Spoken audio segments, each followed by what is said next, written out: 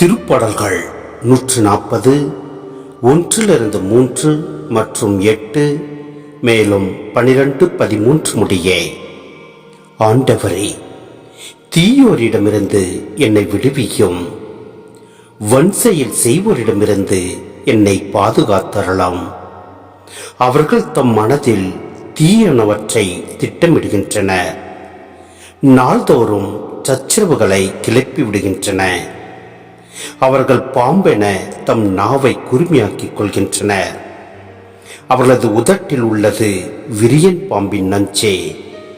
ஆண்டவரே, தீயோரின் விருப்பங்களை நிறைவேற்றாதேயும், அவர்களின் சூழ்ச்சிகளை வெற்றி பெற விடாதேயும்.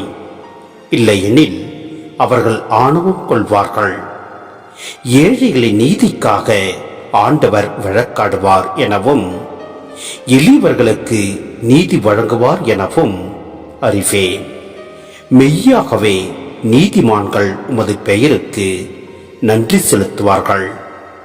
நேர்மையுள்ளோர் திருமுன் வாழ்வர்.